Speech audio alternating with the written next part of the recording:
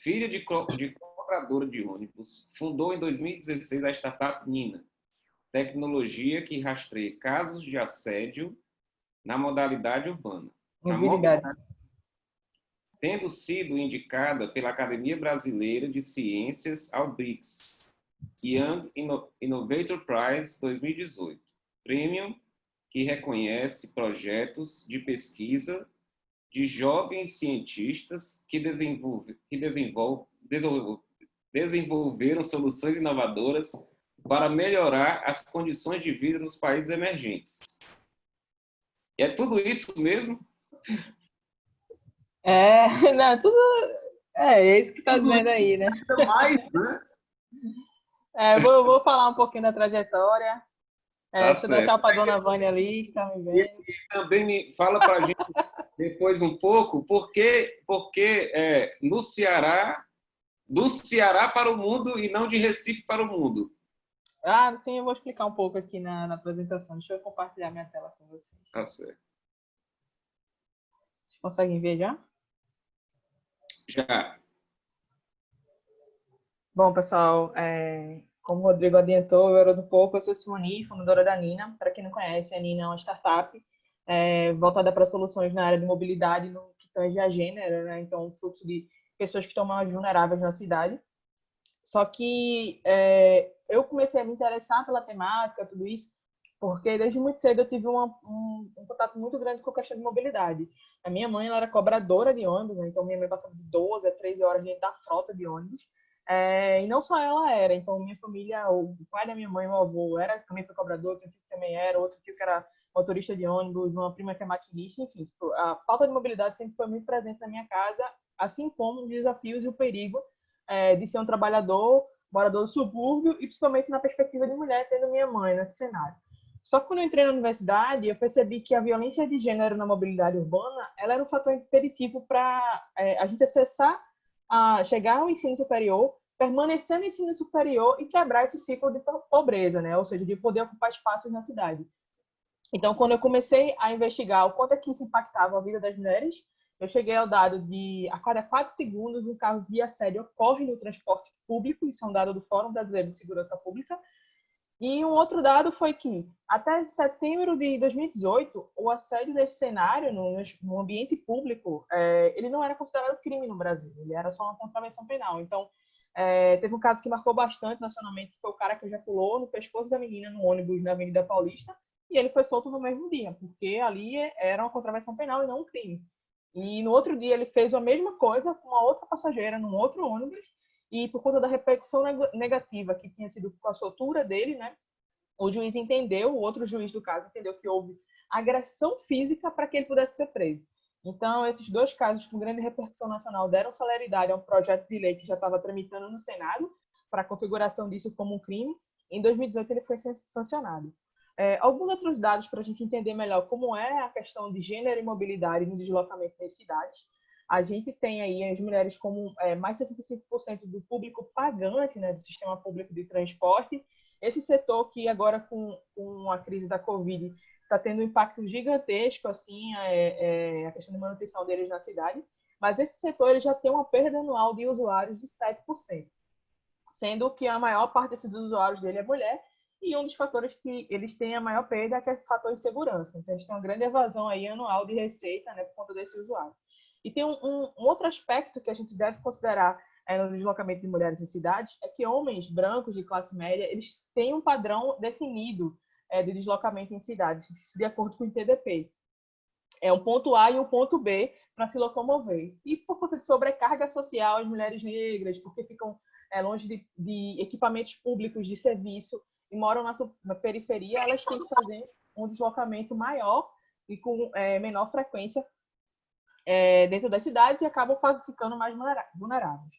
Então, como a gente se pergunta, né, como é que a gente pode trazer mais segurança para essa passageira ao longo da jornada na mobilidade? E o que é a Nina? Hoje a gente é uma startup e uma consultoria de mobilidade e gênero. Uma das tecnologias que a gente oferece é para rastrear, padronizar e centralizar os dados de denúncia de assédio em deslocamento em cidades.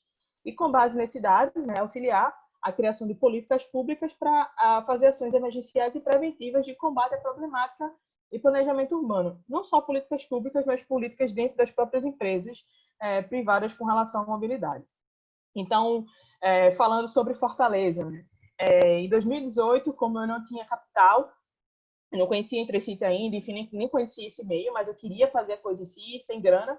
Comecei a buscar fundo perdido, então eu passei no primeiro, que foi da Red Bull, e me deu um pequeno suporte para que eu conseguisse um outro edital, que foi o edital da Toyota Mobility Foundation, com o Instituto WR Brasil. Foi o edital nacional, e só 5 empresas ganharam capital cimento e suporte de especialistas.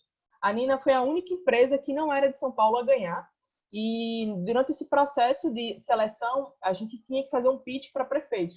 Então, o Roberto Cláudio estava na banca, ele se interessou pela Nina e entrou em contato para que a gente pudesse levar, mandou a equipe técnica dele entrar em contato para que a gente pudesse levar o projeto para Fortaleza.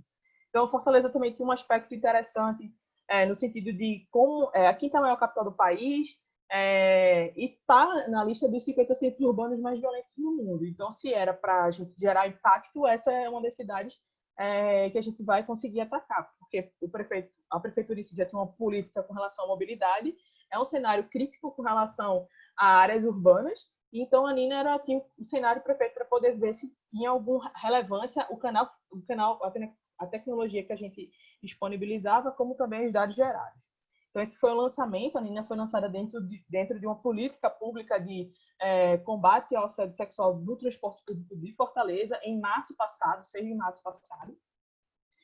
O cenário que a gente cobra, né? Então, a Fortaleza tem uma frota de mais de 2.000 ônibus, mais de 1 milhão de usuários transportados por dia, e a Nina está inserida. A Nina não é um aplicativo, é bom frisar isso, porque as pessoas geralmente associam a gente com um aplicativo. A Nina é uma tecnologia inserida em aplicativos de transporte. E no caso de Fortaleza, a gente está integrado ao Meu Ônibus Fortaleza. Então, esse aqui era o cenário sem a Nina, na capital cearense, que é o assédio ocorre no transporte público, não há um canal padrão de denúncia, nem físico, nem digital.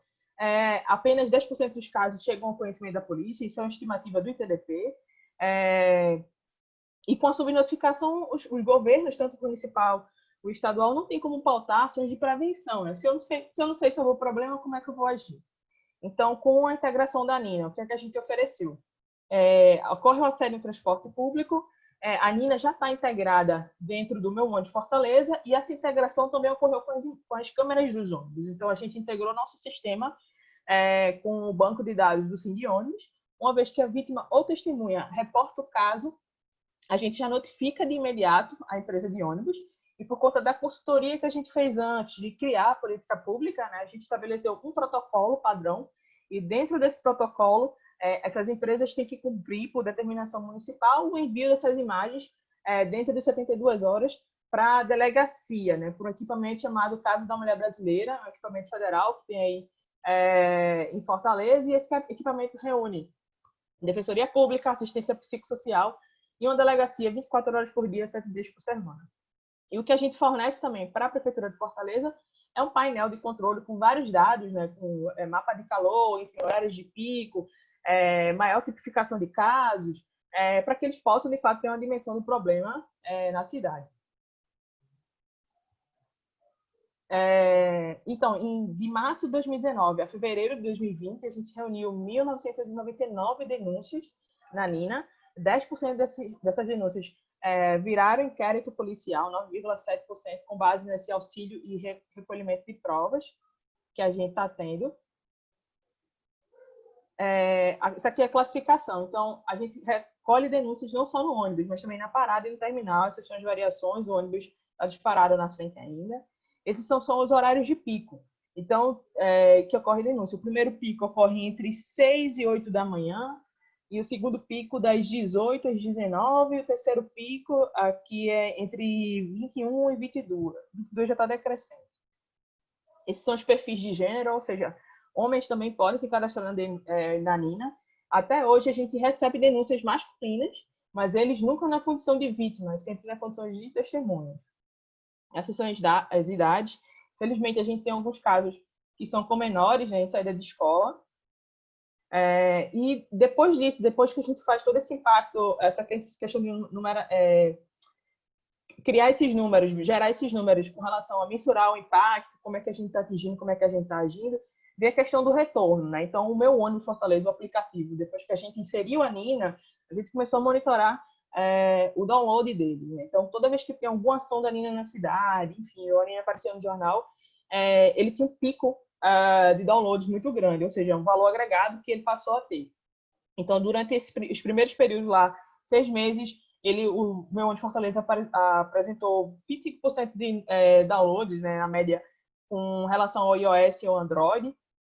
E esse é o produto da Nina. Então, um dos produtos da gente é a consultoria, que ela se divide nesses 5 principais pontos, que a gente tem um técnico específico só, a Ana Carolina Nunes, ela é especialista na área de políticas públicas para mobilidade e gênero. Ela foi a consultora para o metrô de São Paulo, trabalha com a gente agora nessa parte de consultoria. Então, quando a gente fecha a questão de pacote numa cidade, a gente consegue vender o produto consultoria sem a tecnologia, mas a gente nunca vende a tecnologia sem a consultoria, porque a gente entende que precisa criar esse background para dar um suporte, tanto na área privada com as empresas de ônibus, para eles capacitarem os funcionários dele, de saberem o que fazer com as imagens, mas também do poder público para trabalhar a prevenção. O objetivo da Nina é que os casos deixam de existir, né? A gente mapeia para que consigam agir de forma mais assertiva e gere um impacto a longo prazo.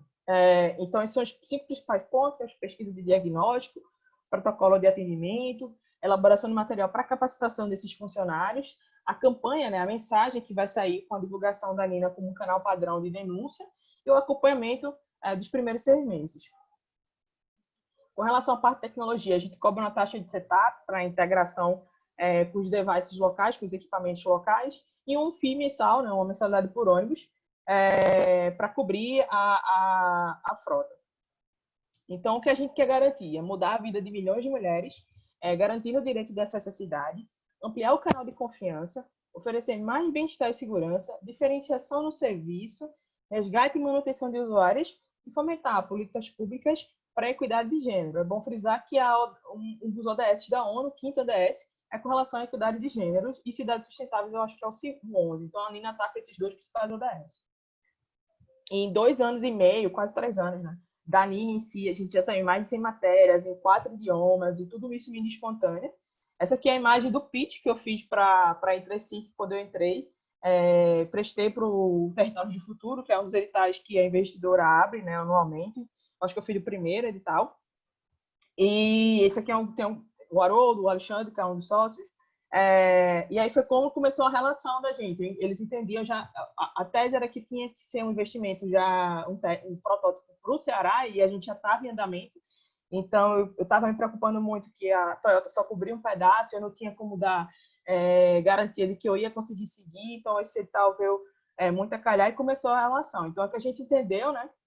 Essa foi uma ação que a Entrecity deu, já foi o primeiro suporte, eu acredito, assim, a questão de divulgação, porque o investimento, a gente tem que ter uma coisa em mente, que não é só o dinheiro, tem um fator que a gente não consegue tangibilizar e dar um nome, que é com relação às relações, né? Então, essa rede, como é que os sócios, eles conseguem, os investidores conseguem ajudar, sem necessariamente pôr a grana, mas além disso, sabe? Então, isso é um fator muito importante que deve ser levado em consideração também, e com essa parceria foi possível que o Ceará jogasse o Clássico Rei da Copa do Nordeste de 2019 com o logo da Nina no peito, né, em jogo, e também a gente conseguiu também fazer inserção no telão, entrar com lona dentro de campo, falando da campanha que já estava rolando em Fortaleza com relação ao combate ao assédio sexual no transporte público.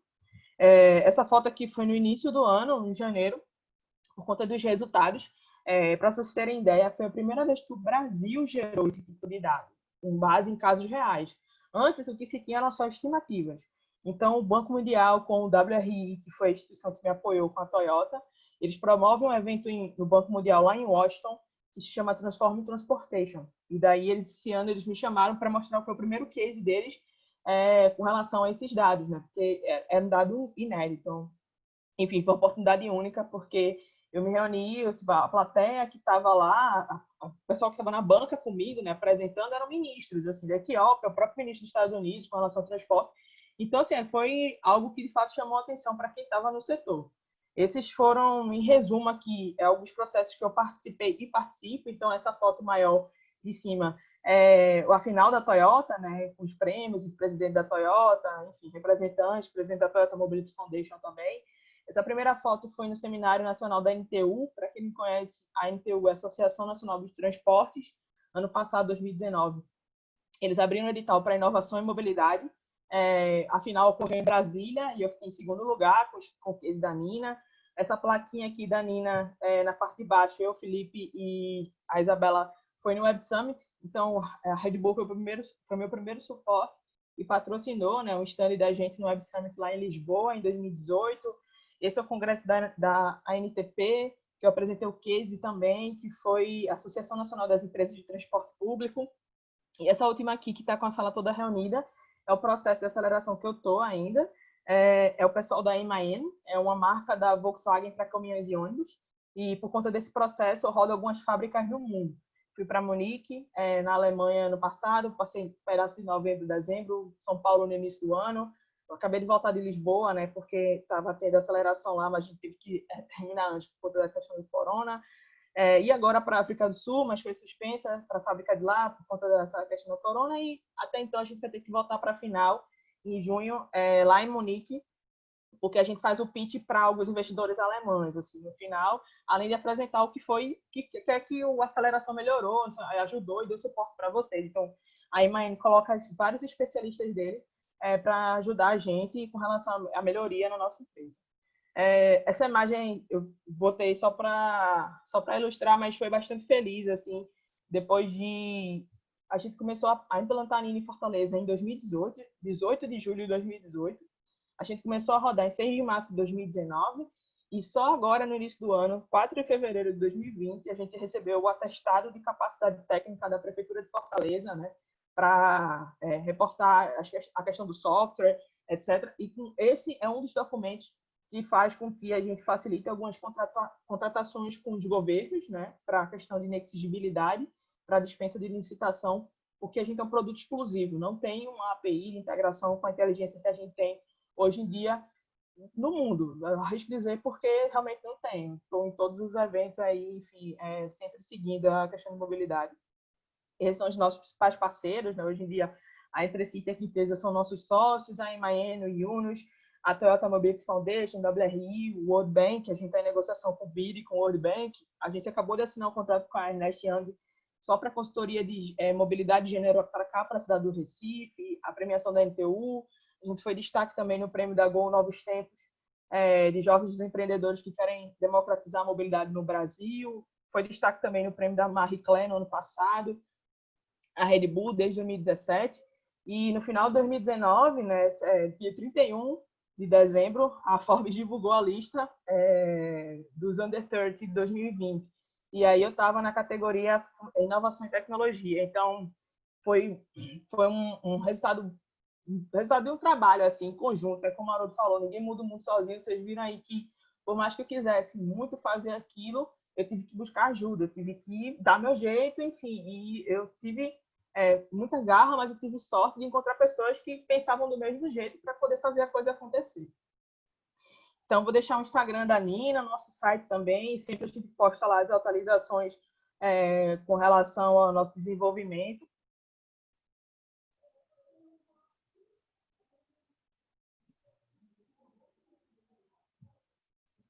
Fica contigo agora, Rodrigo. Então tá. Eu queria dizer... Posso só fazer uma observação, Rodrigo?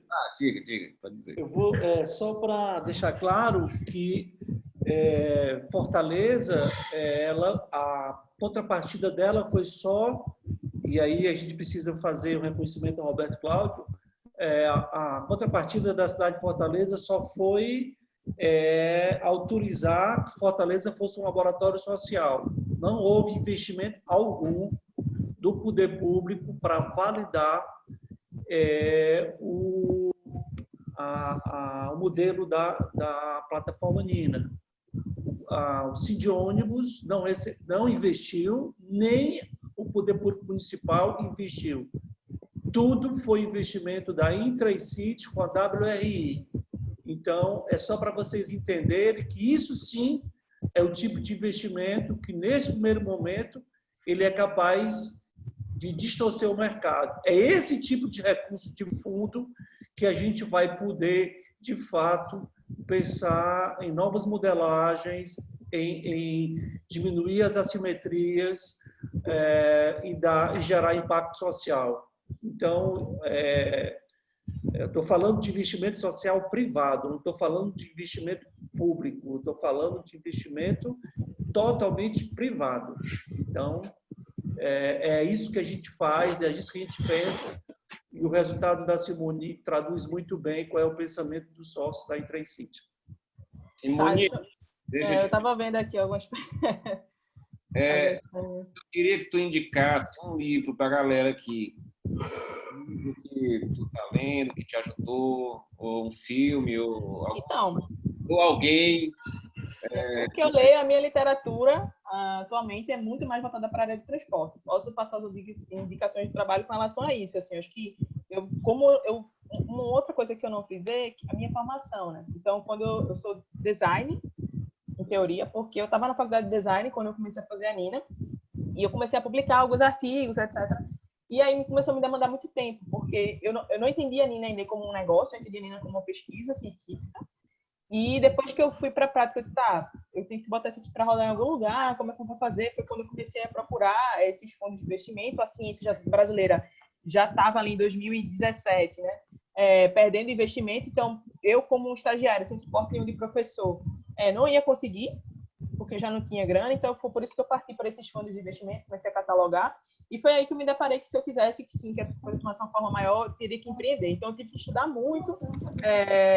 As teses que eu defendi, que eu estudava lá, era a Cultura da Convergência, de Henry James, um livro que eu li na época. Eu não recomendo como essencial para empreendedorismo, assim, é mais para a parte técnica. Enfim, e foi por conta disso que eu comecei a investigar. Então, a Nina nasceu como uma pesquisa científica. Um outro ponto, talvez, é que, como a Haroldo falou, de fato, o financiamento foi todo. A gente chegou para Fortaleza com esse edital da Toyota, Mobility Foundation, junto com o WRI Brasil. E para eu dar segmento, né, foi quando eu subi aqui para o Território do Futuro, e aí a Intracity colocou um investimento anjo ali para a gente seguir. Posteriormente, e junto com a aceleração da Quintense. Então, houve o evaluation da Nina, e posteriormente eles fizeram a proposta para a gente dar continuidade à parceria, que é o que a gente está hoje preparando para escalar. Então, a Prefeitura de Fortaleza, depois de um ano, mais ou menos, se tornou cliente, né? Então, hoje a Prefeitura de Fortaleza é cliente da Nina, paga pelo serviço. Hoje a gente está em prospecção, como acabou de fechar com a Ernest Young aqui no Recife, porque é isso, ineditismo dos dados e a questão da consultoria, né? E a gente ter esse suporte também acadêmico. Um outro ponto é esses governos. Então, a gente ganhou muita visibilidade nacionalmente por conta desses casos, desses prêmios, etc., essas indicações. E aí, a gente ganhou visibilidade para o Cuiabá. Não conheço ninguém em Cuiabá. O governo de Cuiabá me ligou, pedindo uma proposta, a gente está andando com eles, assim. BH também, B2G lá, aqui, governo do estado de Pernambuco, além Ernest Young, o governo do estado agora, né, que o filho da casa ganha prêmio lá fora, quer chamar, enfim, graças a Deus, pelo menos agora eles querem. Qual é a pergunta? Tem um monte de texto, agora eu me perdi. Tem uma pergunta aqui da Débora, que ela está te perguntando sobre os desafios, assim. E o que te ajudou a superar? Fala assim, o que tu diz assim, esse valeu. Então, olha, como eu falei, eu vim numa família muito humilde, né? Minha mãe é cobradora de ônibus, então o fator grana, assim, sempre foi algo que impactou muito. Era coisa de eu não poder largar. Além de fazer as coisas da Nina, eu trabalhava numa agência de publicidade como design, e de estudar, eu era a única designer. Então, por exemplo, eu não podia largar o emprego para me dedicar integralmente ao edital da Toyota, que era um edital puxadíssimo, assim, super extenso, enfim. E aí a Red Bull já era meio que parceiro da gente, só que a Red Bull não dava grana. A Red Bull dava um imposto institucional. Eu cheguei assim, Red Bull, eu não quero sair em capa de revista. Eu quero que vocês me dêem o suporte. Eu vou largar o emprego, eu quero me dedicar ao processo da Toyota, porque eu sei que é uma virada de chave para a Nina, vai ser crucial se eu passar. E então agora eu vou pedir demissão. Eu preciso que vocês me deem tipo, uma subsistência. E aí eles passaram a me dar uma bolsa durante 4 meses, uma bolsa de R$1.000, 4 meses para me dedicar integralmente ao edital da Toyota, né? Então era isso, assim, de eu ter que, se eu largasse o emprego, eu não tinha como garantir o que comer no outro dia, assim, porque isso, eu trabalhava para sobreviver, né? E, enfim, aí no final do processo, acabou que eu fiquei entre as 5 colocadas e ganhei o investimento da Toyota para poder fazer o que de Fortaleza e o resto da sequência. Mas tudo parece meio fácil ou rápido, eu falando, mas não foi, e um dos principais desafios é com relação a eu não ter nenhum suporte psicológico. Então, por exemplo, imagina que a Nina dá muito certo, dá muito errado, estava sempre nas minhas costas a questão do meu desempenho em pitch, principalmente. Então, eu bati diversas vezes na emergência durante esses processos com o pescoço travado, enxaqueca, e eu nem entendi o que era aquilo que estava acontecendo, sabe? Mas era tipo, eu sempre entendi que era tudo ou nada. E aí eu disse, beleza, então eu vou assumir o risco agora, vou sofrer as consequências disso, mas em prol. Uma coisa que eu aconselho é você nunca ficar sem suporte psicológico. Eu não tinha como... para minha mãe várias vezes, eu comecei a fazer isso por conta dela, mas pra você ter ideia, a minha mãe chegava para mim e falava assim, tu tem que parar com isso, tem que ter a carteira assinada, sabe? E, enfim, porque ela precisa, para ela, era essa trajetória que fazia sentido. Eu tenho a carteira assinada, eu bater ponta, eu tenho um horário, enfim. Não ficar falando com gente pelo computador que ela não entendia, para vender um negócio que ela não entendia, porque até hoje eu acho que ela não sabe mais ou menos o que é, mas enfim, hoje eu vejo que é um outro olhar, mas porque eu consegui, sabe? Foi arriscar tudo. De fato, é assumir riscos, né? Você tem que... A gente é muito condicionado a seguir um padrão. Terminar o ensino médio, entrar na faculdade, pegar um diploma, sair, começar uma carreira, viver para casar, enfim, que seja. Tipo, a gente é programado para isso. Então, quando você, no último período do curso, decide largar e você não tem garantia nenhuma e nem sabe de onde você vai tirar dinheiro, realmente para todo mundo parece uma loucura. E foi, né? Assim, foi pular de um salto de paraquedas, assim, sem o paraquedas. Né? Você pegou o paraquedas no meio do caminho. Mas é isso, eu não tenho nenhuma regra do jogo, eu não vi isso num livro nem nada, eu aprendi com a vida. Então, eu acho que se eu posso passar alguma mensagem, é isso, tentar mitigar ao máximo os riscos, mas passar a entender que a gente tem que correr certos riscos que a gente quer alcançar algo com um dimensionamento maior.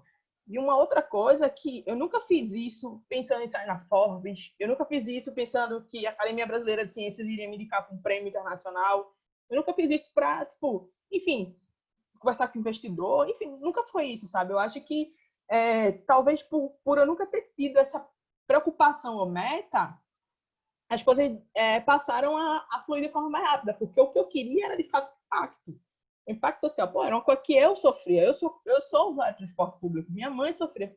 Então, tipo, era uma preocupação que eu tinha que ver o resultado de forma mais rápida. Quando a gente se preocupa muito com os status, talvez a gente se ingessa muito, porque a gente, tipo, se eu chegar lá e falar tal coisa, talvez não agrade. Não, tipo assim, meu objetivo é esse, ó, o prefeito deu abertura, vamos fazer, o que precisa, que vamos fazer e tal. Nunca foi isso, isso foi coisa com relação a resultado. Então, eu acho que não tem, resumidamente, não tem manual para ser seguido.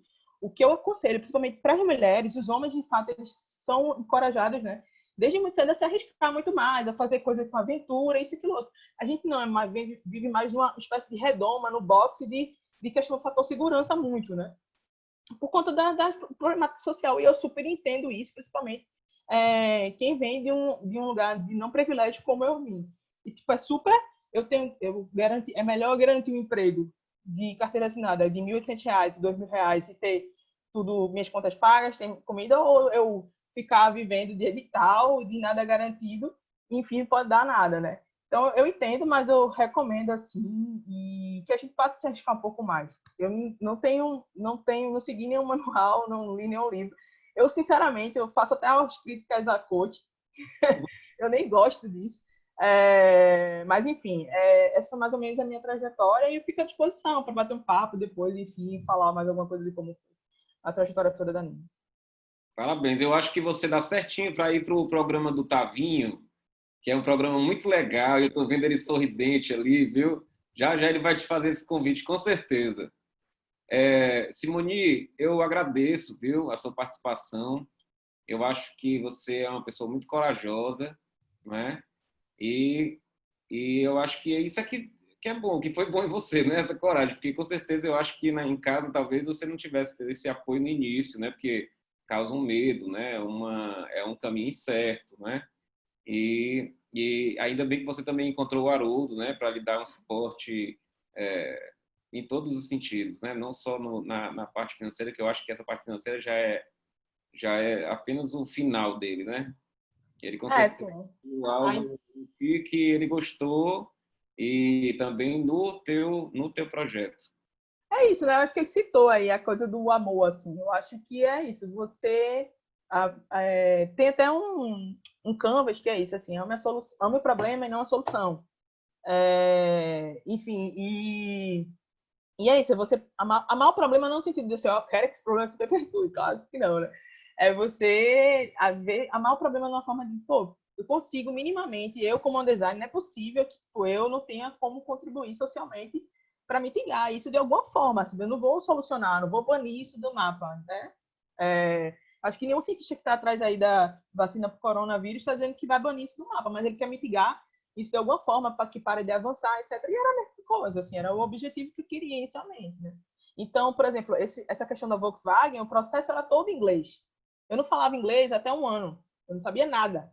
Tipo assim, sabe, eu entendia, mas eu não falava, não tinha oralidade. E aí, quando eu fui avançando os projetos, uma coisa é eu ficar mandando, preenchendo formulário e trazendo em inglês, né, no Google. Outra coisa é eu entrar numa sala, tá lá, uma indiana para me entrevistar em inglês, o sotaque rápido falando, sotaque forte falando rápido. Então, foi isso, assim, teve que aprender e o que eu para a seleção da MAN, eu memorizei as potenciais perguntas e potenciais respostas. E aí rolou. E aí, quando eu fui, né, para lá, eu falei para eles, não fala e tal, desesperada, falando com inglês que cabia assim. Mas tá, tipo, hoje eu consigo. Hoje mesmo tive uma call com eles de 1 hora, já tá, tipo, depois de quase 6 meses, já tá tranquilo já.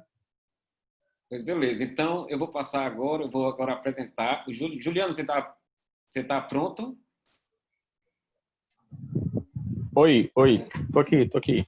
Juliano tem um currículo bem longo, pessoal. É o quê? O Juliano tem um currículo aqui que é bem longo, né? Que não. Ele me passou aqui pelo WhatsApp e foi até, sabe quando você tem que passar 2 vezes o dedo assim, né?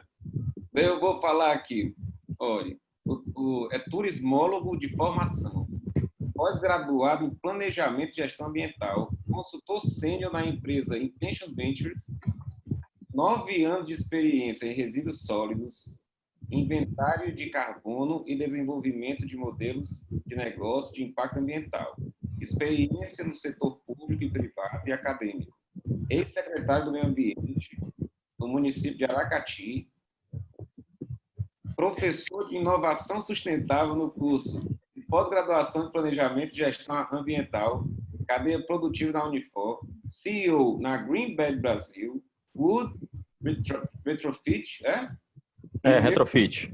Retrofit e Meu Óculos Madeira. 3 ecoprodutos que visam solucionar problemas ambientais. Então, eu passo a palavra agora para o Juliano, para falar um pouco mais para a gente sobre a Greenbed Brasil. E se você quiser, Juliano, você pode falar também sobre os outros. Certo? Fique à vontade. Beleza.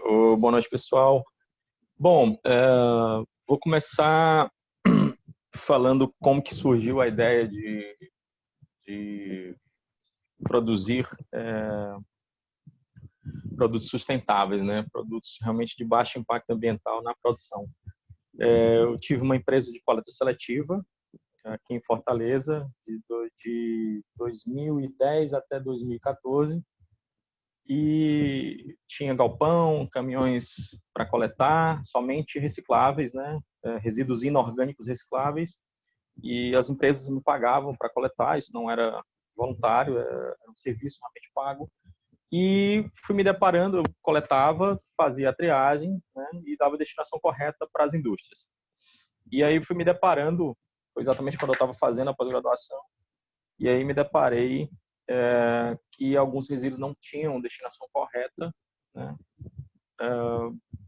então eles iriam para o aterro sanitário. E eram resíduos inorgânicos, né, altamente poluentes, alguns, e de grande volume de geração. Então, aquilo me chamou a atenção. E aí, comecei pegando um resíduo, madeira, levando para a garagem da minha casa, montei uma mini marcenaria, meu pai foi me ajudando e a gente foi começando a fazer algumas pecinhas de decoração, alguns móveis, uma mesinha, um banco. E comecei a reparar que eu conseguia pegar a madeira do lixo, né, entre aspas, e realmente trazer para dentro de casa e trabalhar aquela madeira e transformar ela numa peça vendável. E aí a gente começou fazendo devagarinho tudo, e foi quando eu ganhei meu primeiro produto sustentável, vindo de fora. Foi uma mochila, e aquilo me chamou a atenção, e eu me inspirei nessa mochila e enxerguei que a gente poderia fazer a mesma coisa, porque o problema existia aqui também. E aí começou aquele intercâmbio, né? Os problemas existem, na verdade, nos 4 cantos do mundo.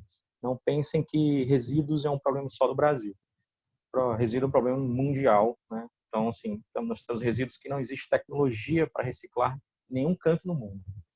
Vou dar exemplos aqui para vocês. Aí comecei a pesquisar alguns materiais e encontrei a lona de carreta, aquela lona que cobre a carga da carreta. Juntei com a alça do cinto de segurança de carro, né? Cinto de segurança de carro, das sucatas. E, conversando com uma amiga minha na época, surgiu a ideia que ela comentou do vinil virar a etiqueta. Eu estava procurando uma etiqueta, não queria colocar uma borrachada, e ela deu um toque, que ela trabalhava com corte a laser, disse, vamos cortar um vinil e tudo. E aí fui pesquisando esses 3 resíduos, eles não existe tecnologia no mundo para reciclar. Lona de carreta, cinto de segurança de carro e disco de vinil. Então eu criei a Green Bag Brasil, que é uma linha de mochilas, acessórios, feitas de lona de carreta, as alças são cinto de segurança de carro, e a etiqueta é feita de vinil cortado a laser. Então eu consigo pegar 3 resíduos que estão por aí, que passam, somando os 3, a gente pode calcular uma estimativa de mais de 400 anos para se decompor, elas jogadas no lixão ou no aterro. E isso, a gente intervém nesse descarte do resíduo, lava, descontamina, seleciona e manda para corte, costura e designer das peças. Então, hoje a gente faz desde chaveirinho até mala de viagem, capa para prancha de surf, e por aí vai. Então a gente consegue reverter esse impacto, né? A gente impede que esse resíduo agora vá, não num todo, porque eu não consigo absorver o Brasil todo, lógico, mas a gente consegue absorver boa parte desse resíduo, impedir que ele vá para o aterro sanitário, e a gente produz, né, um produto, não usa insumos novos 100%, né? Então, e a mochila também, por exemplo, ela não é 100% reaproveitada, porque ela tem a linha, ela tem um zíper, ela tem um adorno, ela tem um regulador, e isso realmente a gente tem que comprar novo. Então, as mochilas, quando você vai comprar, ela tem 90% de reaproveitamento, 70% de reaproveitamento, alguns chegam a 95% de reaproveitamento, dependendo da peça, do tamanho da peça. Só que isso, aí voltando para a madeira, a gente começou a ver que o descarte de madeira é um problema também gigantesco aqui em Fortaleza, no Brasil. Nem toda a madeira de descarte dá para aproveitar para queima em fornalhas de indústrias, que algumas vão, mas nem todas. Por exemplo, a boa parte da madeira da construção civil, praticamente toda ela não tem como aproveitar para fornalha, porque ela vem com pregos, parafusos, vem com tinta, vem com verniz, e isso na fornalha não dá para queimar, né, para gerar realmente energia, que a gente chama de cavaco, né, quando tritura a madeira e põe na fornalha para grandes indústrias. E aí a gente começou a deparar que tinha muito descarte de madeira boa, madeira nobre. A gente começou a selecionar, e aí nós pegamos essa madeira hoje em dia e fazemos móveis. Então, assim, eu consigo fazer vários móveis com 100% de madeira de demolição, 100% de madeira de descarte, né? Raramente a gente compra uma madeira, para poder fazer uma peça. Tipo, muito difícil. Hoje eu estou na fábrica, está lotada de madeira de descarte, e sempre que eu quiser mais, eu consigo pegar mais, porque essa madeira está sendo descartada, sem nenhum reaproveitamento, sem nenhum tratamento. Ela está lá pegando sol e chuva hoje em dia, né? Hoje ela existe num ambiente licenciado e tudo pela SEMAS, que é o órgão estadual aqui que libera, mas sem nenhum tratamento, sem nenhum reaproveitamento. Realmente essa madeira, um resíduo para eles, para a gente, ele é uma matéria-prima. Assim como a lona, o cinto e o vinil, todos são matérias-primas que a gente consegue absorver e transformar. Então, a gente reduz o impacto, a gente transforma o impacto negativo do descarte inadequado em impacto positivo, que é dando um produto novo na prateleira, né, vindo de um resíduo reaproveitado. E tem outra terceira, que é o óculos de madeira, que na verdade não foi nós que criamos. Eu já adquiri essa empresa de um criador da ideia do óculos de madeira, mas a gente fez umas adaptações. Hoje a gente está fazendo os óculos, né, também de madeira, óculos de sol, com lentes de sol, E aí a armação toda é de madeira, né? E a ideia daqui para frente é passar a fazer mais óculos feitas do shape de skate, né? O skatista troca o skate dele, quebra a ponta, aquilo não serve mais para nada, ou seja, virou lixo, virou resíduo. E a gente vai fazer um trabalho agora de absorver esses shapes de skate e passar a fazer os óculos com ele. A gente já fez uns testes, já é possível. A gente vai então pegar um resíduo, transformar num novo produto, tratando, dando design, é feito à mão. Ele vai ter um corte a laser, mas o acabamento é feito à mão, colocar as lentes novas, e o que a gente está fazendo hoje vai intensificar mais ainda.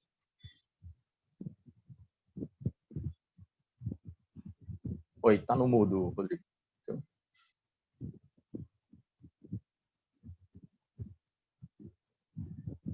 Alô? Pronto, agora aqui. Deixa eu te perguntar uma coisa. A fábrica, onde fica? Bom, nossa fábrica é no bairro Edson Queiroz. Nós alugamos um imóvel, um ponto comercial, e a gente colocou a produção dos 3 lá. Montei a mini marcenaria, e aí nós montamos a corte e costura, limpeza das lonas, e também o ateliê dos óculos também, tudo junto num local só, no espaço só. No Edson Queiroz, ali perto da Sapiranga. Como é que está o trabalho nessa confusão da gripe? Bom, os óculos estão suspensos, a marcenaria, metade, eu consigo colocar a mão na massa. Algumas peças a gente terceiriza com alguns marceneiros e outras peças eu consigo fazer. Então, eu estou conseguindo ir para o ateliê, para a marcenaria, fazer peças pequenas, rápidas, não ficar muito tempo lá. Você sabe fazer o negócio. Na marcenaria eu faço algumas coisas, mas outras eu terceirizo com o marceneiro. Não faço tudo, não. E as bolsas eu tenho um costureiro, mas hoje ele está em casa, trabalhando em casa, porque ele tem uma máquina. Como ele já é costureiro há anos, ele tem uma máquina boa. Então eu levo o material para ele e aí ele já está costurando em casa e ele está trabalhando normal. Então ele está, sabe, não sofreu muita coisa. Conversei também com ele, nos cuidados com a família dele, forneci álcool em gel para ele, dei algumas orientações. Então eu conversei com a minha sócia tem essa preocupação. Ela disse, olha, conversa com o costureiro, passa as orientações para ele não ficar saindo, né? Então a gente também cuidou dessa parte, né? Nós estamos atentos a ele. Como foi a passagem da iniciativa pública para a privada? Desculpa, cortou. Você já estava na iniciativa privada e foi para a pública, passou e depois foi para a privada? Como foi essa... Isso. Eu lancei a Green Bag em 2016 e eu recebi o convite para a Secretaria de Meio Ambiente do Aracati em 2018. Então, eu passei 2018 até 2019, eu saí no meio de 2019. Passei 1 ano e meio na secretaria lá, municipal. Realmente foi um desafio. Nunca tinha trabalhado na gestão pública. Nunca tinha tido essa experiência de trabalhar no outro lado, né? Então, sempre do lado privado e foi bem interessante, foi um aprendizado bastante rico aí. Foi muito, muito, muito bacana. Mas eu mesmo pedi para sair, eu entreguei minha carta de exoneração em julho e voltei para as consultorias ambientais, né? Já dava consultoria ambiental e voltei mais para dentro das fábricas, né? Das produções da fábrica. No teu mercado, tu já tá fora do Ceará, tá em outros países, tá em outros... Olha, como é que tu vê? Nossos produtos já chegaram na Europa, mas não em vitrines. Pessoas que compraram aqui e levaram, né, para dar de presente. Foi bem interessante. Teve uma pessoa que comprou um produto de cada e levou, sabe? De outras marcas autorais também que tem aqui numa loja, que é a loja Carandá, e tem produtos também autorais. E comprou uma peça de cada e achou o nosso lá também na loja e levou para a Europa. Mas vendendo ainda não. A gente ainda não está doido para ir. A gente conversa sempre sobre isso, sempre conversando, vendo o comportamento do mercado. Logicamente o mercado lá fora é muito melhor, A aceitação de um produto sustentável na prateleira é muito maior do que aqui do Brasil, com certeza, né? Enquanto a gente está aqui tentando equilibrar o econômico, o que cabe no bolso, o que é saudável ou não para a gente, lá eles estão um pouco mais além. Eles chegam na prateleira, se um produto na etiqueta dele não contar o que ele tem de impacto positivo social ou ambiental, ele deixa de lado o produto e vai atrás de um que tenha. Então, isso tem que estar explícito em cada produto lá na prateleira, isso já é uma realidade lá. Aqui eu ainda tenho que explicar muito a história, a filosofia, as pessoas comparam, né, e tal. Mochila por tantos reais, o mesmo preço na loja tal, mas aquela não tem um valor agregado, essa tem uma história, a parte da pegada, de como é que é feito. Então, a gente tem ainda que explicar um pouco, né? Algumas pessoas já estão vendo isso e aí conseguem já absorver rapidamente um produto como esse. Mas comparando o mercado lá fora... Assim. E você tem também alguma empresa investindo na ideia de vocês? Ou é 100% somente vocês? Como é que está essa situação? Não, ela foi criada em 2016 e depois eu recebi um investidor anjo que investiu, uma empresa internacional que investiu na nossa ideia, né? Nas duas, na UD Retrofit, os móveis, e na da Green Bag, né? E aí depois a gente incorporou a do óculos. Então, na verdade, a gente tem um hub, uma holding de 3 produtos sustentáveis que a gente trabalha. É uma holding cearense que a gente trabalha agora. E aí, graças a Deus, apareceu esse investidor anjo. Foi bem bacana, analisou, estudou e realmente chegou junto. E a gente conseguiu realmente dar uma qualidade melhor de costura. Eu não entendo de design, eu não sou costureiro, né? Então, assim, eu apanhava muito. E contratar um designer hoje é caro, não é barato um profissional de designer, sabe assim, tem um custo elevado, né? Tem um designer dizendo, vamos fazer uma peça assim, tá, né? Isso não é barato, né? E aí, com esse investimento do investidor anjo, a gente conseguiu ter antes a gente terceirizava 100% a costura. Hoje a gente tem um costureiro só nosso, mas ainda assim a gente costura com outros costureiros de comunidade carente. E a gente consegue ter um estagiário. A gente teve um estagiário agora, saiu até porque ela conseguiu um emprego. A gente teve uma estagiária de moda, já vamos selecionar um outro. Então, assim, a coisa vai realmente tomando corpo, né? A gente tem uma sede da fábrica, né? Então, assim, a coisa foi tomando corpo. A Débora está dizendo que tu é uma Wikipédia. Nem que. Em resíduos eu consigo responder algumas coisinhas aí sobre resíduos. Eu queria saber, eu queria que ela fizesse uma pergunta para ti, mas não sei se ela está me ouvindo. Eita. Que você eu estou ouvindo, mas não vale não, porque eu tenho acesso a esse Wikipédia direto. Alguém tem que fazer uma pergunta aleatória sobre resíduos sólidos para o Juliano, porque eu faço essa pergunta diariamente, aí não conta. Mas o Juliano, acho que agora tem essa sorte que ele está na equipe da Intention como consultor sênior. E tudo, enfim, que você perguntar o que é que tem destinação correta no Ceará, o que é que não tem, qual indústria de reciclagem está funcionando ou não, ele realmente tem esse conhecimento profundo na área, né? Quando eu falo que ele é um oráculo de informação, é porque ele realmente tem uma experiência profunda na parte de gestão de resíduos e gestão ambiental. Então, enfim, eu deixo o desafio para alguém perguntar alguma coisa sobre resíduos, porque... Podem perguntar, pessoal. É sem graça. Vocês estão fazendo dúvidas. Juliano, vocês estão fazendo alguma parceria com o Ecoponto com o Google? Assim, tipo, lá eles recebem alguma coisa e sobra, eu não sei. De onde você... Não, na verdade, assim, a Green Bag, ela montou um projeto. Nós montamos um projeto de o seguinte: a gente tem um produto também feito com o descarte de um material que é a vela do kitesurf, certo? Como que surgiu esse projeto? Muito bacana. A gente criou isso antes, depois quando chegou o Winds for Future a gente linkou porque a gente fez a gente assinou um termo de compromisso de que a gente recebe velas de kitesurf, velas estragadas, a gente recebe elas para dar a destinação correta. O que é que a gente faz com ela? A gente faz produtos também de bolsas, chaveiros, bolsinhas, porta-celular com a vela do kite. Por quê?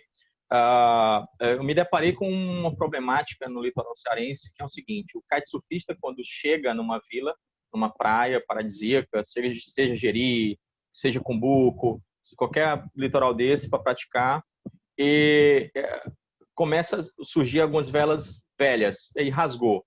E, logicamente, naquela comunidade, com o desenvolvimento da prática do esporte local, sempre aparece logo depois uma oficina que conserta kite, uma lojinha que vende produtos de kite. Isso é de praxe.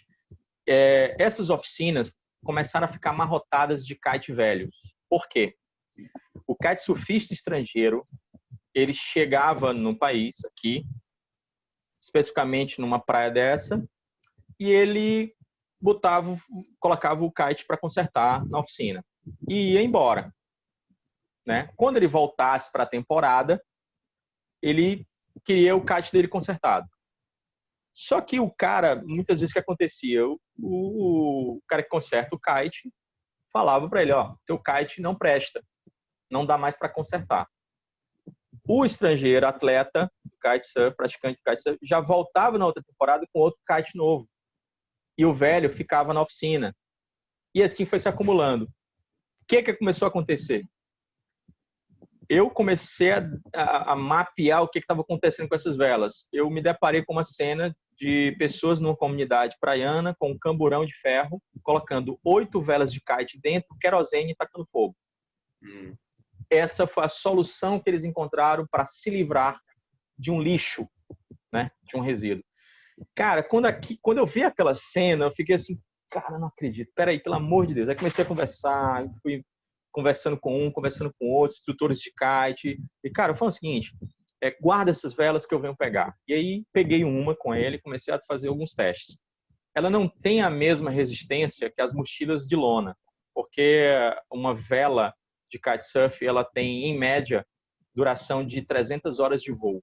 Então, ela está já com uma resistência muito baixa. Ela está muito, né, judiada, como a gente fala. Então, ela já está velha, né? Então, ela não aguenta muito peso. O que acontece? A gente faz peças menores, a gente faz mimos, a gente faz ecobrindes, com aquele para reaproveitar o tecido da vela. Então, para impedir que ele jogue no lixão, né? Porque nós temos mais de 3 mil lixões, acho que muito mais, deixa eu me atualizar aqui, mais de 3 mil lixões no Brasil, então com certeza as comunidades praianas têm pequenos lixões, então eles jogam lá ou vão queimar no camburão, para se livrar do problema, porque o atleta kitesurfista, ele não leva de volta para o país dele. E se levar, lá não vai ter reciclagem, que a gente já mapeou no mundo todo. Não existe tecnologia que se recicle a vela de kite no mundo. E tu tá não falando tem. Assim, qual a quantidade? É muito?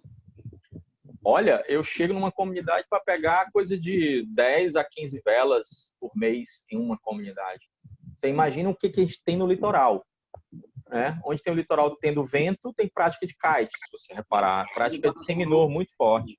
Então, você imagina essas velas chegando nas lojas, chegando pelos kitesurfistas. Logicamente, não rasga toda hora uma vela, mas ao longo do tempo vai se acumulando. Então, a gente tem uma quantidade boa de vela. Hoje em dia, as pessoas ligam para a gente, entram em contato com a Green Bag, perguntam, olha, eu estou com X velas, vocês vêm buscar? Dependendo da distância, a gente vai buscar. Se não dá para ir agora, a gente pede para guardar, a gente vai numa data tal, marca. Outros mandam para algum transporte, a gente recebe aqui, entendeu? Então, são coisas que a gente vai... E aí, o ecoponto lá do Cumbuco, ele vai virar um ponto de entrega voluntária do kite. Então, quem tiver kite velho vai passar a entregar no ecoponto, que foi a sua pergunta inicial. Então, a gente vai ter uma lojinha lá futuramente, uma lojinha para vender, para as pessoas entenderem que aquela vela velhinha lá, rasgada, virou um produto que vai voltar para a mão dele e assim por diante. Então, as pessoas vão começar a ter esse trabalho de educação ambiental, de entender esse círculo, né, que a gente está fechando aí. Legal, Juliano. Então, você quer falar mais alguma coisa? Alguém mais quer fazer uma pergunta para o Juliano? O Haroldo está aí?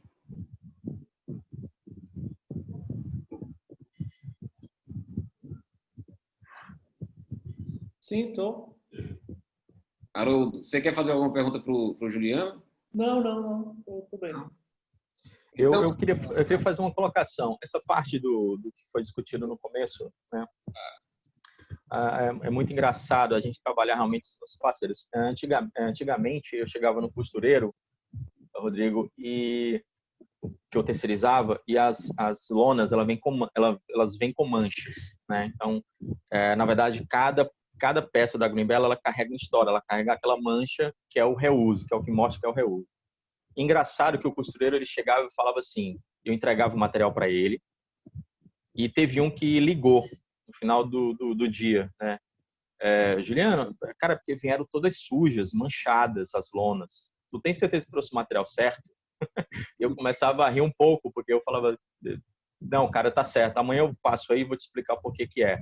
E aí eu passei a explicar os costureiros terceirizados por que que era a mancha. Eu falei, cara, essa mancha é o mais valioso pra gente. Ele falou, mas como? Cara, eu vou te explicar. E aí passei a explicar o que que a gente estava fazendo, que aquilo não era um material novo. O novo era só o forro, a linha, o zíper e os adornos. Mas o principal, aí eu contava para ele, cara, isso aqui não se recicla, isso aqui vai para o aterro sanitário, ele vai com estimativa de mais de 100 anos para se decompor, isso aqui agride o meio ambiente. E eu contava toda a história, né, agregada naquele. E ele falava assim, cara, eu não acredito que tu consegue vender uma mochila manchada. Era muito engraçado, mas ele, com o tempo, ele passou a entender. E até ele coloca a posição, quando ele vai cortar, ele coloca a posição da mancha em um local estratégico, porque tem mochilas que a gente vende por causa daquela mancha que está destacada. Então ele já passou a entender que as pessoas vão atrás das manchas porque ela carrega uma história, ela mostra que a manchada é aquilo. Aí ele começou a entender o ciclo, né? Então, assim, é muito, muito bacana. Outra é o local onde eu pego a madeira, os caras ficam assim abismados. Eu chego com uma picapezinha e tal, aí enche de madeira, o cara fala, meu, o que vai fazer com essa madeira velha? Toda quebrada aí, toda rachada, toda lascada, né? Como eles falam. Eu falei, cara, vou te explicar o que é que eu faço. Aí eu abro o celular e mostro fotos do que eu faço para ele. Ele fica, cara, essa madeira tu pegou daqui? Eu falei, cara, que é uma mina de ouro, bicho. Eles, cara, realmente, bicho, isso aqui devia... Realmente. Aí começa a conversar, a trocar uma ideia. Então, aqueles meus minutos que eu paro para explicar a eles é muito valioso. Mas é muito valioso, porque eles vão passar. Os caras que guardam as lonas, né? Eles já sabem quais são as lonas, eles já me ligam. Os loneiros, que é igual um borracheiro no posto de gasolina, que é o que conserta a lona do caminhoneiro, eles já não guardam mais lona toda para consertar as lonas dos caminhoneiros. Eles já guardam metade para a gente, porque eles sabem que a gente vai fazer isso. Eu já até presenteei um loneiro com uma mochila. Ele falou, cara, isso aqui é a lona que eu te vendi. Eu falei, cara, é sim. Eu limpei, lavei, tirei a manchinha, mas ainda tá encardido, tá vendo aqui? Ele falou, é mesmo, é ela mesma. Tá aqui, é sua mochila. Ele ficou, pô, caramba, né? Sem acreditar. E a mesma coisa, o cara da sucata. O cara da sucata tinha cinto de segurança velho, largado, que ele quebra aquela molinha da máquina. A cinta, e o cara no começo estranhava, cara, eu quero 50 cintas. Aí chegava lá uma semana depois, cara, eu quero 100 cintas. O cara ficava olhando para mim, aí na terceira vez ele perguntou, cara, o que você tá fazendo com essas cintas? Aí o cara, tá aqui. Aí tirei do carro a mochila. Cara, tô fazendo isso aqui. Ele falou, mas isso aqui é o cinto que eu te vendi? O mesmo padrão. Eu falei, isso é sim, lavei, descontaminei, é altamente resistente, mas não tem reciclagem, né não? Se tivesse reciclagem, você não estava aqui me vendendo, ela estava indo para reciclagem. É verdade, não é? Ele falou, isso é mesmo. Isso aqui é uma das coisas que a gente não consegue passar para ninguém, porque ninguém usa. Eu falei, pois eu uso. E é dessa forma. Aí ele começou a entender. Ou seja, ele agora já separa, ele tem um estoque de cintas para mim. Eu já chego, eu não espero ele separar. Já tem separado porque ele começou a entender o ciclo das coisas. Então, aqueles minutos são muito valiosos que a gente explica às pessoas, sabe? Até hoje eles ficam, cara, como é que tu consegue vender isso? muito, assim, é engraçado e é rico pra gente, porque a gente vê uma realidade que eles estão distantes, estavam distantes, hoje não estão mais. Eles estavam distantes dessa realidade. Hoje a gente conseguiu aproximar essa realidade, né? Hoje a gente conseguiu trocar essas ideias. Até o encarte eu já agora entreguei para eles, que a gente tem uma tag que vem junto com o nosso produto, que num desenho vem explicando de onde vem cada componente. Aí cada um se identificou, o loneiro viu a lona no desenho, o cara do cinto de segurança da sucata viu o cinto, e o senhorzinho que me vende os discos de vinil lá no centro, seu Augusto, ele viu lá a figurinha dele, lá. Não o dele, mas ele viu o vinil de onde vem para fazer a etiqueta. Foi muito bacana, né? Então, assim, é muito gratificante a gente trabalhar essa informação com todos eles. Tá certo. Tem uma Posso fazer pergunta. uma observação, Rodrigo? Pode, com certeza. O Juliano falou muito bem sobre, discutiu a questão do resíduo e trouxe a questão do reuso lá das velas do kite. Tava pensando aqui, dentro dessa pauta de investimentos em negócios de impacto, e aí eu estou fazendo aqui mais uma reflexão sobre esses modelos de investimento em negócios de impacto. Estou falando de investimentos privados. Não sei se vocês estão acompanhando, mas deve estar no Senado Federal um veto do presidente da República no novo marco regulatório do saneamento básico. Até o Tasso Gereissati é o relator desse marco regulatório que foi sancionado e voltou. O Senado está fazendo alguns ajustes. Olha que, historicamente, os grandes fundos de desenvolvimento, Banco Mundial, BID, o CAF, colocavam recursos e fundos para a questão do saneamento, do esgoto, do lixo, e o problema continua. E o novo marco regulatório, ele abre, até porque a questão do saneamento é uma concessão do poder público. E o novo marco regulatório abre para investimentos sociais privados. Então, o novo deal, né, o novo petróleo do Brasil, para os investimentos, requer uma nova modelagem. E a gente está tratando de um problema que é histórico no Brasil, a questão da falta de saneamento de esgoto e da economia circular do lixo. Então, só para vocês perceberem que esses novos ventos de mudanças, eles acarretam novas modelagens. E esses fundos tradicionais que tem aí, eles não estavam atendendo historicamente às grandes necessidades, às grandes dores da população. Então, é só para a gente perceber que é nesses momentos que aparecem as grandes oportunidades. Então, é só para fazer um link. E se há líderes conscientes, se há empreendedores do perfil do Juliano, da Simoni, de tantos outros que devem existir, então essa cada vez mais é uma oportunidade para se aproveitar aí essa nova economia, esses novos modelos que estão aparecendo em função dessa mudança de direção para os recursos que estão disponíveis. Então, é só para reforçar aí que esse é um grande momento mesmo e que a gente fique com flexibilidade, resiliência de colocar muita coragem, né, como o Rodrigo falou, da Simoni, de acreditar mesmo, de ir à frente e se aproximar cada vez mais dos problemas, se apaixonar pelos problemas e buscar esses novos modelos de investimentos, porque é só assim que a gente muda a regra do jogo. É assim que a gente acredita. E é isso que a gente precisa tangibilizar aí nessas quintas-feiras aqui de discussão, de apresentação de casos, e que a gente se desconstrua dos antigos modelos, das antigas roupagens e se abra para as novas oportunidades. E é a partir de ambientes como esse que a gente constrói novas oportunidades. É só para fazer uma reflexão, que eu estava pegando aí o desafio que o Juliano trouxe, extremamente oportuno, e fazendo o link com o início da apresentação. Parabéns, Rodrigo, aí, e para as outras iniciativas também.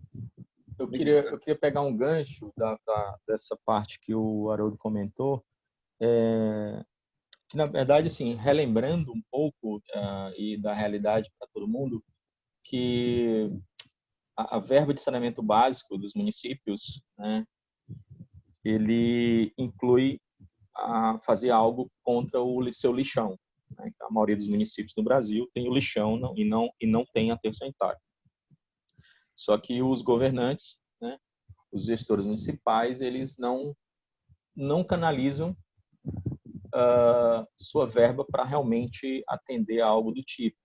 Que, quando se fala lixão, a gente vem acarretando a associação de catadores, a gente vem acarretando uma coleta seletiva na cidade, o próprio lixão, ele passar a virar um aterro controlado, ou até mesmo uma usina de tratamento de resíduos, que seria a perfeição, na verdade, a usina de tratamento de resíduos. Então, assim, eles nunca canalizam, passa-se gestão após gestão, uma atrás da outra, e a gente realmente não tem isso canalizado, né? A gente tem um longo caminho ainda a percorrer, o que não fizemos no passado, desde 2010, a Lei 12.305 foi sancionada em 2010, no governo Lula ainda, ele deu um prazo até 2014 para todo mundo se adequar, ou seja, tivemos 4 anos para todo o país se adequar, ninguém se adequou. Então, na verdade, 97% dos municípios no Brasil ainda não tem tratamento de resíduos adequados, não tem uma coleta seletiva, não tem um simples controle do aterro, ainda são lixões, não tem uma coleta seletiva, não tem reaproveitamento disso. Então, assim, a gente tem um longo caminho a percorrer para se tratar da parte de resíduos sólidos no Brasil. O que eu estou fazendo é uma gota no oceano, eu tenho plena consciência disso.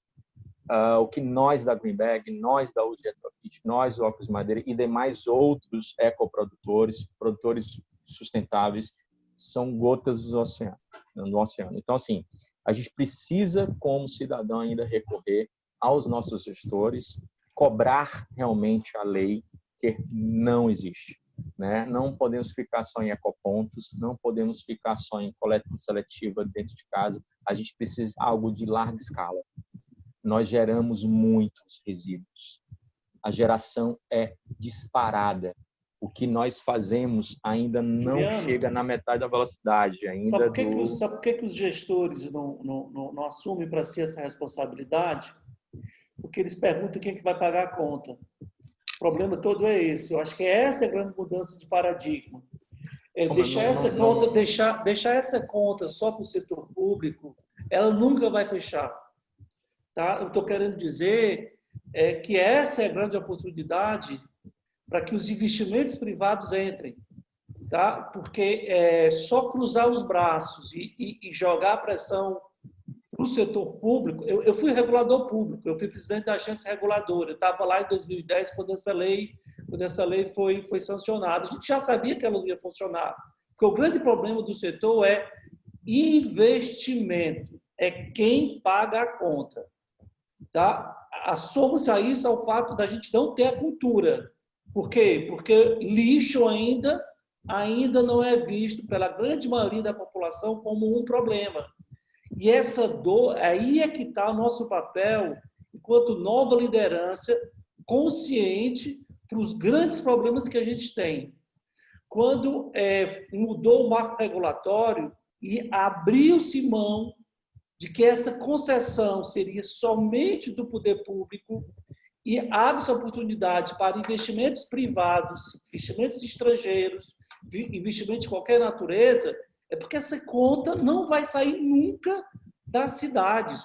Poucos vão fazer o que o Ivo está fazendo lá em Sobral.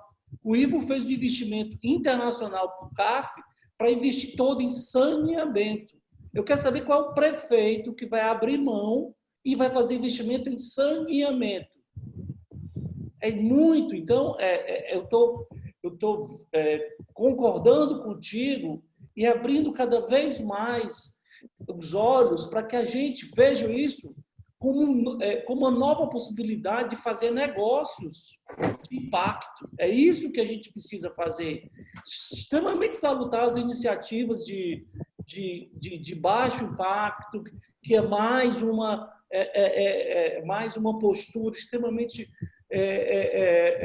gratificante, mas a gente só vai mudar quando isso, de fato, mudar o paradigma. É nisso que, fortemente, a gente precisa acreditar. A gente precisa distorcer o mercado. A gente precisa criar uma nova reconfiguração. E isso sim a gente vai ajustar a conta, porque senão, assim como a gente está passando agora pela crise da pandemia, que ninguém acreditou que fosse acontecer, mas sabia que ia acontecer, a gente vai acontecer já a mesma coisa com as alterações climáticas que a gente vem enfrentando. Então, é só mais um momento de reflexão, viu, Rodrigo? E concordo com o Juliano. Estou só colocando mais um bloquinho para dizer que o grande problema do poder público é quem paga a conta. O gestor público municipal não coloca isso como investimento porque não é prioritário para ele. Eu queria só direitar uma tréplica. Não, na verdade, assim, eu concordo em partes, em outras eu discordo um pouco. Na verdade, assim, como eu estive lá do outro lado também, e na verdade eu vi uma grande realidade, Haroldo, que é o seguinte: você conhece o IQM, né? Isso. Pronto. Ele é o repasse de 2% do ICMS para o município, correto? Correto. Pronto. Então, jamais... Para investir... Em quê? Em meio atitudes ambiente. E projetos meio ambiente. Especificamente meio ambiente. É tanto que no ano passado o governador decretou que cada município tem que criar o seu fundo de meio ambiente. Por quê?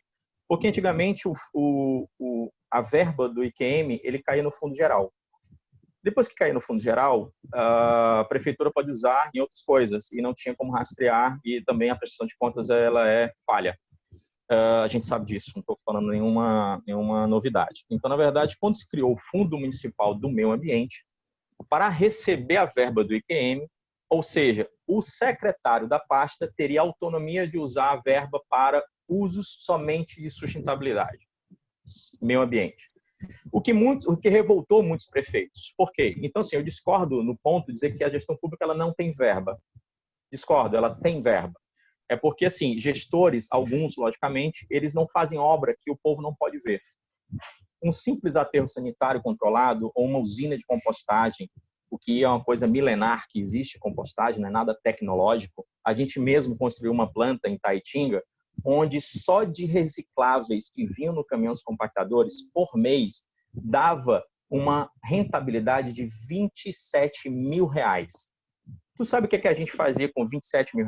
A gente pagava a folha de 18 funcionários. Dentre os 18 funcionários, 12 eram ex-catadores. Então, só me responde só para terminar aqui o raciocínio. Então, assim, nada ninguém me convence. Não, só para terminar o raciocínio. O município de Juazeiro do Norte é um dos municípios que tem a água e o esgoto mais poluídos do Brasil.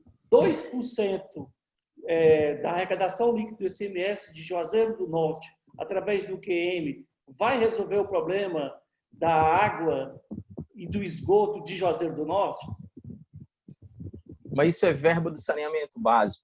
Isso não é verba do Fundo Geral de Meio Ambiente. É isso que é a diferença. Nós temos a possibilidade de ter um secretário na pasta tendo uma verba específica para começar uma coleta seletiva, por exemplo, na cidade. E nós temos cidades, municípios que não têm uma coleta seletiva, ou seja, essa verba do IQM que chega na pasta da Secretaria de Meio Ambiente, ela não é usada para uma coleta seletiva, uma simples coleta seletiva. Então, nada me convence quando dizem que a gestão pública não tem dinheiro. Isso é errôneo, ela tem dinheiro sim. É tanto que o governador, junto com o secretário de Meio Ambiente do Estado, eles conseguiram implementar um decreto que realmente canalizasse mais essa verba para isso. E mesmo assim ainda tem prefeito que não consegue aprovar o Fundo de Meio Ambiente na Câmara, porque ele não quer o Fundo de Meio Ambiente criado, porque ele ainda quer que a verba caia no Fundo Geral. Essa é uma realidade e é fato. Então, assim, o que nós precisamos? Prestação de contas melhores. A gente precisa saber por que o ICMS, os 2% do ICMS, era para ir para o Fundo Geral do Meio Ambiente, para usar uma simples coleta seletiva, ela não foi criada. Ou seja, verba tem. Ela foi criada para isso, ela foi canalizada para isso, foi repassada para isso, e aí isso não existe. Eles confundem muito o saneamento básico com a questão, porque ela está dentro da parte de saneamento básico. Mas o Fundo Geral de Meio Ambiente veio para tirar exatamente isso. Ele é canalizado somente para a parte de meio ambiente. E ainda assim, eles não estão fazendo. Então, assim, por exemplo, Uma usina que a gente montou, quando eu digo, um grupo de empresários montou com um plano e tentou vender para alguma prefeitura, e nenhuma prefeitura quis. Sabe quanto saiu uma usina dessa em Taitinga? Ela saiu por R$800 mil. Não bateu nem 1 milhão de verba, se você quisesse criar uma usina dessa. Para ter um faturamento de venda de recicláveis de R$27 mil e pagava a folha toda dos funcionários, isso é inacreditável. Aí eu te pergunto, por que nenhum prefeito quer desembolsar 600 mil ou pegar de empréstimo 800 mil para criar uma usina dessa? Mas é porque é uma obra que o povo não vai ver, porque ela tem que ficar distante do centro do município. Então, o gestor municipal, a gente sabe disso, vira até um pouco de piada. O gestor público ele não faz obra que não é vista. Então, essa é uma realidade que nós temos que trazer à população. Logicamente, eu estou fugindo um pouco do foco aqui, mas é só para ter uma réplica aí para poder responder essa parte. Mas beleza, mas vamos para frente. Alguém tiver mais alguma pergunta? Eu vou ter que encerrar, mas eu queria antes dizer o seguinte, que eu achei muito legal, foi o seguinte, vocês viram que em nenhum momento, é isso que eu acredito que é uma empresa humanizada, em nenhum momento foi mostrado o produto. Então, o produto maior em uma empresa humanizada é realmente a história dela, é o que movimenta o dia a dia, é a causa, é tudo isso, entendeu? Então, eu acho que mais vezes vocês vão ver isso nas outras palestras que vão ter aqui, nos outros pitches, né? E espero que todos tenham gostado, né? E, infelizmente, eu não vou dar agora, eu vou dar 15 segundos, certo? Para todo mundo dar um tchau, porque a gente realmente bateu o mesmo tempo do passado, né? E eu disse que ia ser só 1 hora, então já está 1 hora. A culpa não foi minha, viu? A culpa não foi minha dessa vez. Não, mas tá certo. Eu acho que foi muito legal, a gente bateu um pico legal nas duas palestras, né? E a gente está melhorando, é o segundo, né? A gente já tem marcado o terceiro, o quarto e o quinto. Já tem evento até o dia 26 aí, 3 quintas para frente, né? Então, vamos lá e acompanhem as nossas redes sociais, acompanhem o nosso site, que lá está toda a agenda, viu? E olha aí, a Débora apareceu. Viu? Então, amanheceu, Débora, por aí?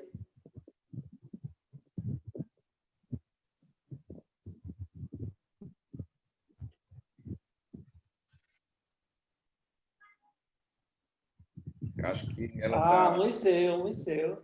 Viu? Pronto, deu certo. Ok. Viu, pessoal? Então, Simoni, você está aí, Simoni? Oi, Rodrigo, estou sim. Espero vê-la no programa do Tavinho, viu? Você vai gostar. Perdão?